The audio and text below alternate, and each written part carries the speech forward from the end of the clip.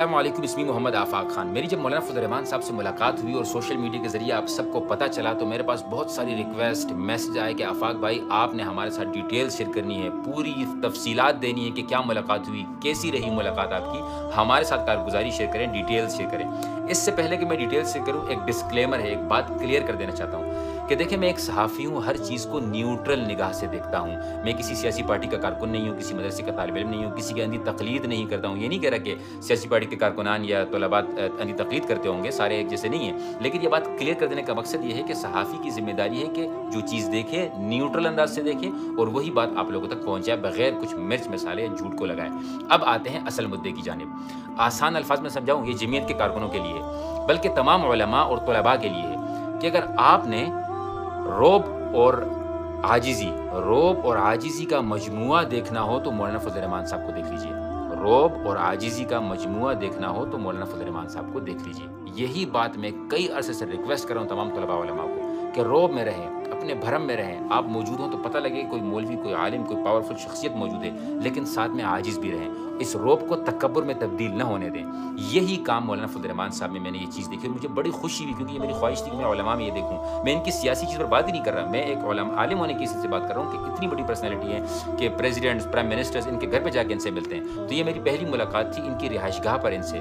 और आजिज़ी इनकसारी के साथ साथ इंतहाई मेहमान नवाज़, इंतहाई हॉस्पिटेबल के आपके खाने का ख्याल रखना, आपकी रिहाइश का ख्याल रखना, आपकी गाड़ी का ख्याल रखना कि आप कैसे जाएँगे, कैसे आएँगे। ये पठानों में होता है और मैं ये नहीं कह रहा कि औरों में नहीं होता, लेकिन पठान इस बारे में बड़े मशहूर हैं। तो इतनी बड़ी पर्सनैलिटी होने के बावजूद इन्होंने अपनी ये सकाफ़त नहीं छोड़ी। घर में अल्हम्दुलिल्लाह वही पश्तो बोली जाती है। मेरी मुलाकात हुई असद भाई से मुलाकात हुई, अनस भाई से मुलाकात हुई, असजद भाई से और अनस से मुलाकात हुई, असद भाई से मुलाकात नहीं हो सकी। माशाअल्लाह उनसे भी बात करके ये अंदाज़ा हुआ कि वो वालिद साहब के नक्शे कदम पर चल रहे हैं। बहुत ज़्यादा ग्रूमिंग हो चुकी है इनकी माशाअल्लाह से। बेहतरीन सियासी निगाह रखते हैं, हर चीज़ पर बेहतरीन अंदाज़ से बात करते हैं, तदरीस कर चुके हैं, दीन से जुड़ी हुई फैमिली है, सकाफ़त से जुड़ी हुई फैमिली है। और अंदाज़ा होता है आपको इस तरह के लोगों में बैठ कर के नहीं, वाक़यातन अगर इनसे कहा जाए कि भाई ये उलमा के लीडर हैं या उलमा की पार्टी चलाते हैं तो इनका हक़ बनता है। इनकी फैमिली को देखकर, इनको देखकर ये अंदाज़ा होता है कि नहीं वाक़यातन बड़ी इल्मी शख्सियत है। मौलाना फजल रहमान साहब बहुत इल्मी शख्सियत है, अगर कोई ज़रा सा समझने की कोशिश कर ले। दूसरी बात कि आपकी बात को तवज्जो से सुनते हैं, ये भी हमारी दीन ने हमें कहा है। इतना लंबा सफ़र करके आए थे, लेकिन कहीं हमें ये नहीं पता लगा कि यार मौलाना साहब थके हुए हैं या मूड ख़राब है या बात नहीं सुन रहे हैं। ऐसी कोई बात नहीं, पूरी तवज्जो से बात सुन रहे थे, बड़ी हाज़िर दिमागी के साथ। बात की यहाँ पर मैं एडिशन कर दूँ कि जब भी आप किसी के घर पर मेहमान बनकर जाएँ तो बेहतर ये होता है कि इंसान अपने साथ कोई तोहफ़ा ले जाए। मेरे वालिद साहब इसको बहुत ही सख्ती से फ़ॉलो करते हैं इस उसूल को। तो मैंने क्या किया, मैं कुछ तो ले गया, लेकिन साथ में मैं अपनी ये बीइंग मौलवी वाली परफ्यूम भी ले गया। मैंने कहा मौलाना साहब ये आपके लिए तोहफ़ा लेकर आया हूँ, मेरा अपना ब्रांड है। तो ऐसा नहीं कि बस साइड पे लेके रख दिए, नहीं, बाकायदा पड़ा अच्छा ब्रेव 313। जैसी नज़र पड़ी बीइंग मौलवी वो तो इतना हंसे और कहा कि माशाल्लाह अल्लाह ताला आपको कामयाबी अता फरमाए। ये मैं कोई एडवर्टाइजमेंट नहीं कर रहा, हो तो रही है, लेकिन कहने का मकसद ये है कि आपके तोहफ़े को कोई खुशी से कबूल करे, उसके बाद उसको देख भी लिया आपके सामने, तो तोहफ़ा देने वाले को इससे ज़्यादा खुशी होती है जिसको तोहफ़ा मिला हो कि हाँ यार मेरे तोहफ़े को वैल्यू मिली। एक बात मैं आपको बताऊँ, ये उन लोगों के लिए है जो गालियाँ देते हैं इनको या ट्रोल करने की कोशिश करते हैं, अपनी पूरी मेहनत लगाते हैं, पैसा लगाते हैं, एडिटिंग करते हैं, जहन्नुम तक अपने लेने को तैयार हो जाते हैं झूठी खबरें देकर। मैंने जब मौलाना साहब से ये बात की तो उन्होंने कहा कि मतलब हमें तो फ़र्क ही नहीं पड़ता, इतना टाइम ही नहीं होता कि इन चीज़ों को देखा जाए। और बाकी हज़रात ने भी वही कहा। और वाक़यातन आपको लोगों के चेहरे के तासुर से पता चल जाता है। मैं सहाफ़ी हूँ, हमें ये चीज़ें पढ़ाई जाती हैं, हमने देखी हुई है, ये मैंने क्राइमिनोलॉजी भी पढ़ी हुई है, लोगों के चेहरे से पता लग जाता है।